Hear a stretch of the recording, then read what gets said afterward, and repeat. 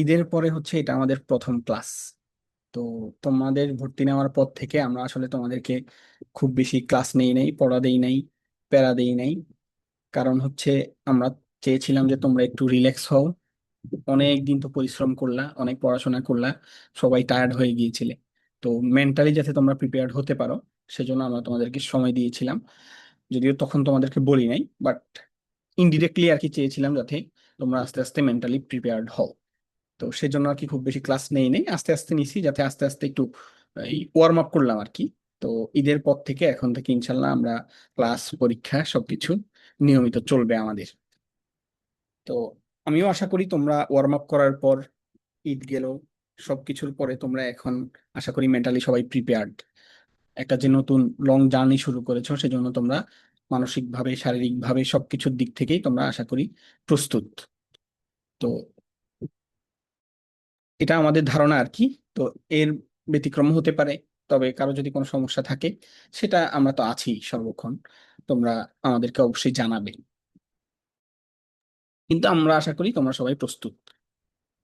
তো তোমরা যারা আজকে এই ক্লাসে আছো, তোমরা সেকেন্ড টাইমার।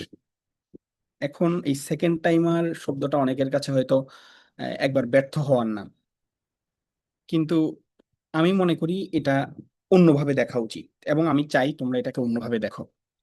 দেখো, সেকেন্ড টাইমার মানে ব্যর্থ মানুষ না। এটাকে আমরা এভাবেও ভাবতে পারি, সেকেন্ড টাইমার মানে একজন অভিজ্ঞ মানুষ। প্রথমবারের ভুলগুলো যে দেখে ফেলে, বুঝে ফেলে, আবার ঠিক করে আবার ঘুরে দাঁড়ায়, সেই তো আসলে সবচেয়ে শক্তিশালী। মনে করো, তুমি যদি তোমার প্রথমবারের কথা চিন্তা করো, প্রথমবার তুমি কিছুই জানতে না, পরীক্ষার হলে প্রশ্ন কেমন আসবে, পরীক্ষার হলে স্ট্রেস কিভাবে ম্যানেজ করতে হয়, এই বিষয়গুলো কিছুই কিন্তু তোমরা জানতে না। কিন্তু এখন কিন্তু তোমরা জানো, তাই না? তো তোমরা সেটাকে নেগেটিভলি না দেখে পজিটিভলি দেখো, যে আসলে তোমরা একজন অভিজ্ঞ, বর্তমানে অভিজ্ঞ তোমরা। মনে করো একজন কৃষকের কথা যদি আমরা ধরি, সে একটা বীজ বপন করে। কিছু কিছু বীজ আছে যেগুলো থেকে দ্রুত চারা গজায়, কিন্তু বেশিরভাগ থেকেই তো আস্তে আস্তে ধীরে ধীরে চারা গজায়, তাই না? সে কিন্তু দেখো সাথে সাথে কিন্তু ফল পায় না। কখনো খরা দেখা দেয়, মাটি ফেটে যায়, বৃষ্টি আসে আবার আসে না। কৃষকের কত চিন্তা থাকে, কিন্তু সে কিন্তু হাল ছাড়ে না। কারণ সে জানে মাটির নিচে যে কি চলছে, সেটা তার ধারণার বাহিরে। আল্লাহ যে কিভাবে প্রসেসিং করতেছেন, এটা সে দেখছে না, খালি চোখে এটা দেখা সম্ভব না। কিন্তু তার ভিতরে একটা বিশ্বাস থাকে, সে জানে এখান থেকে একদিন ফল আসবে। তো তোমাদের এই যে পড়াশোনাটা, সেকেন্ড টাইমের এই লং জার্নিটা, এটাও অনেকটা সেই বীজের মতো। তোমরা পড়বে আস্তে আস্তে, এই যে আমরা তোমাদেরকে বলি যে খুব বেশি পড়তে হবে না এখন থেকে, নিয়মিত আস্তে আস্তে পড়ো, একদিনে সব পড়ার দরকার নাই। এটা কেন বলি?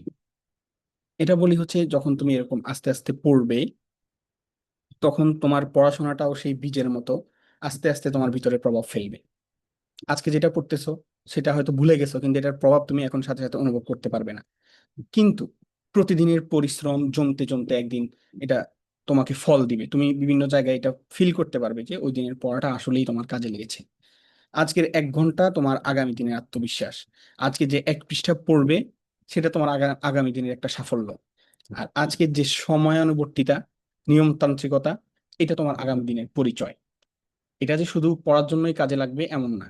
এটা পড়তে পড়তে এক সময় তোমার একটা ভালো অভ্যাস গড়ে উঠবে, পড়ার অভ্যাস গড়ে উঠবে, নিয়ম মতো চলার অভ্যাস গড়ে উঠবে। তোমাদের সামনে আরো অনেক স্টুডেন্ট দেখবা, আরো অনেকেই থাকবে, কেউ দেখবা যে দ্রুত পড়ে, কেউ 3 মাস পরে চান্স পায়, কেউ অনেক কিছু খুব দ্রুত বুঝে ফেলে, কেউ আস্তে আস্তে বুঝে। কিন্তু আসলে জীবনের গুরুত্বপূর্ণ দিক কিন্তু তোমার এই গতি না, বুঝছো? মানে খুব দ্রুত তুমি কিছু করে ফেলবা, এটা কিন্তু আসলে জীবনের গুরুত্বপূর্ণ জিনিস না। জীবনের গুরুত্বপূর্ণ জিনিস হচ্ছে একটা লক্ষ্য। তুমি যে লক্ষ্য নিয়ে আগাবে, সেই লক্ষ্য যদি তোমার ঠিক থাকে, সেটার জন্য যদি তুমি কাজ করে যাও, একটা ভালো অভ্যাস গঠন করে সেই অনুযায়ী কাজ করো, তাহলে তুমি লক্ষ্যে পৌঁছাবেই, তুমি জিতবেই। আর যদি তোমার নিয়ত ঠিক থাকে, তাহলে আল্লাহ তাআলা তো অবশ্যই তোমার রাস্তা সহজ করে দিবে। জীবনের সবচেয়ে বড় শক্তি কি আমি যদি বলি তোমাদেরকে, এখন বিভিন্ন দিক থেকে এটার বিভিন্ন উত্তর আসতে পারে, কিন্তু তোমাদের জন্য এই ক্ষেত্রে সবচেয়ে উপযুক্ত উত্তর হচ্ছে ফিরে আসার ক্ষমতা। জীবনে যে কোনো একটা ব্যর্থতা থেকে যে ফিরে আসতে পারে, সেটাই আসলে জীবনের সবচেয়ে বড় দিক, বড় শক্তি। আজকে তোমাদেরকে আমি এই একটা প্রশ্ন করি, ধরো আজ থেকে 1 বছর পর, 1 বছর পর তোমার জীবনটা কেমন হবে বলে তুমি মনে করো? মানে 1 বছর পর কি তুমি এই জায়গায় দাঁড়িয়ে থাকবে, নাকি এমন একটা জায়গায় পৌঁছাবে যেখানে দাঁড়িয়ে তুমি এই নিজের অতীতকে, মানে এই যে কয়দিন কষ্ট করেছো এগুলোকে তুমি দেখবা, মানে দেখতে পাবে, দেখে বলবা যে আলহামদুলিল্লাহ আমি হাল ছাড়িনি, আমি হাল ছাড়িনি এবং সফল হয়েছি। মানে এরকম দেখতে চাও নাকি তার বিপরীতটা দেখতে চাও? পৃথিবীর সবচেয়ে কষ্টের অনুভূতি কি জানো? তুমি হয়তো বলবা যে ব্যর্থতা, বা একজন এক উত্তর দিবে, কিন্তু আমি মনে করি আর কি, পৃথিবীর সবচেয়ে কষ্টের অনুভূতি হলো একটা জিনিস কি, মানুষ হচ্ছে নিজের কাছে নিজে কখনো মিথ্যাবাদী হতে পারে না। বুঝছো? ধরো তুমি অনেকের কাছে অনেক ভাবে অনেক কিছু মিথ্যা কথা বললা, কিন্তু দিন শেষে যখন তুমি নিজের সাথে নিজে কথা বলবা, নিজেকে নিজে প্রশ্ন করবা, তখন তোমার ভিতর থেকে কিন্তু কোনো মিথ্যা কথা আসবে না, আসল সত্যিটাই বের হয়ে আসবে। এই পৃথিবীর সবচেয়ে কষ্টের অনুভূতি হলো একদিন নিজের কাছে নিজে স্বীকার করা যে আমি পারতাম কিন্তু আমি চেষ্টা করিনি। এখন তোমাদের মনে হয় এরকম ইয়ে কি হয়, এরকম অনুভূতি কি আসলে হয় কখনো? হ্যাঁ হয়, এটা হয়, বুঝছো? আমি মোটামুটি তো তোমরা সবাই জানো আমার বিষয়টা। আমি ভুলভাল ডিসিশন নিয়ে যখন অ্যাডমিশনের প্রস্তুতি নিলাম না, দুই এক জায়গায় পরীক্ষা দিলাম, তখন খুব বেশি ভালো হইলো না প্রথমবার। তখন আমার বন্ধু বান্ধবদের দেখে যখন দেখতাম যে তারা বিভিন্ন জায়গায় চান্স পেয়েছে, তখন আসলে আমার এরকম মনে হয়েছিল যে আসলে আমি যদি সঠিক সিদ্ধান্ত নিয়ে অ্যাডমিশন দিতাম, তাহলে হয়তো আমিও পারতাম। মানে ওই সময়ের অনুভূতিটা আসলে, এটা তো রিসেন্টলি তোমরাও ফিল করেছো তাই না? তোমরা যেহেতু সেকেন্ড টাইমার, তোমরাও তো রিসেন্টলি এই অনুভূতি ফিল করেছো, তোমরা আমার সাথে রিলেট করতে পারবা বিষয়টা। এটা তোমরা জানো যে এটা কতটা কষ্টের। অনেকে আমরা স্বপ্ন দেখি, কিন্তু খুব কম মানুষ আছি যারা হচ্ছে মনে করো স্বপ্নের জন্য নিয়মিত ঘাম ঝরায় চেষ্টা করে যায়। এই যে যারা এখানে আছো তোমরা সবার তোমাদের একটা স্বপ্ন আছে। কেউ শিক্ষক হতে চাও, কেউ সরকারি চাকরি করতে চাও, কেউ পরিবারের কষ্ট দূর করতে চাও, কেউ বাবা মায়ের মুখে হাসি ফোটাতে চাও। কিন্তু একটা বিষয় মনে রাখতে হবে, স্বপ্ন আর বাস্তবতার মাঝখানে একটা সেতু আছে, যে সেতুটার নাম হচ্ছে পরিশ্রম। বুঝছো? মনে করো আমাদের সবার বাবা মা আছে, অভিভাবক আছে। তা মনে করো একজন বাবা, বৃদ্ধ, এক লোক বৃদ্ধ আর কি, বৃদ্ধ একজন বাবা ছিলেন, কিন্তু প্রতিদিন কাজ করতেন, তার লাইফ সেটেল, সব কিছু আছে। সে প্রতিদিন মনে করো, সে প্রতিদিন এরকম কাজ করে যেত, কিন্তু তার সবকিছু আছে, সে সেটেল, সে যদি কিছু না করে বসে বসে খেতে পারবে। তো একদিন কেউ একজন তাকে জিজ্ঞেস করছে, আপনি এত কষ্ট করেন কেন, আপনার তো সব আছে, এখন চাইলে রিল্যাক্সে থাকতে পারেন। কিন্তু তিনি বললেন আসলে আমি তো এগুলো নিজের জন্য করি না, আমি চাই আমার সন্তান এমন জায়গায় পৌঁছাক যেখানে তাকে আমার মতো কষ্ট করতে না হয়, যাতে আমার সন্তানও রিল্যাক্সে থাকতে পারে। এটা আসলে একটা গল্প না, এটা আমাদের সবার মা বাবার সিনারিও। আমাদের সবার মা বাবা চায় আমার তাদের সন্তান যেন দুধে ভাতে থাকে, তাই না? তারা হয়তো মুখে ভাতে বলেন, তারা হয়তো মুখে বলেন না, কিন্তু তাদের প্রত্যেকটা ত্যাগের পিছনে একটা স্বপ্ন আছে। আর সেই স্বপ্নের নামটা হচ্ছে তুমি, আমি, আমরা, তোমরা। বুঝছো? আজকে যখন মনে করো তুমি, আজকে থেকে যে আমাদের ক্লাস শুরু হলো, তোমরা নিয়মিত পড়তে বসবে, তখন তুমি নিজের সাথে নিজে মনে করবে যে তোমার ঘুমের সঙ্গে শুধু তোমার বইয়ের যুদ্ধ না, তোমার অলসতার সঙ্গে তোমার ভবিষ্যতের যুদ্ধ। তুমি যে অলসতা করে পড়বে না, এই একটু পরে পড়বো, আরো 7-8 মাস বাকি, আল্লাহ এখন এতদিন, এত আগে থেকে কেউ পড়ে নাকি, আমি আরো কয়দিন পরে পড়বো, এই যে অলসতাটা করবা, এটার সাথে তোমার ভবিষ্যতের যে একটা তুমি স্বপ্ন দেখো, সেই ভবিষ্যতের যুদ্ধ, এবং তোমার যে অজুহাত, সেই অজুহাতের সাথে তোমার স্বপ্নের যুদ্ধ। আর এই যুদ্ধে তোমাকে জয়ী হতেই হবে যেভাবেই হোক। আমরা মনে করো সফল মানুষদের দেখি, কিন্তু তাদের সাথে আমাদের একটা পার্থক্য কি, খুব কম বিষয়ে আসলে পার্থক্য আছে। দেখো, তাদেরও কিন্তু 24 ঘন্টা আমাদের মতোই, তাদেরও ক্লান্তি আসে, তাদেরও মন খারাপ হয়, তাদের জীবনে ব্যর্থতা আসে, কিন্তু তারা যে কাজটা করে সেটা হচ্ছে তারা তাদের যে লক্ষ্য সেটার প্রতি তারা তাদের কমিটমেন্ট ঠিক থাকে, তারা সেটার জন্য কাজ করে যায়। যেদিন মন চায় না, মন খারাপ থাকে, সেদিনও তারা সেটার জন্য লড়ে যায়। কিন্তু আমরা সেটা করি না। তো আজকে হচ্ছে অনেক কথা বললাম, কিন্তু আমি চাই তোমরা এখন নিজেদের সাথে নিজে একটা প্রতিজ্ঞা করো।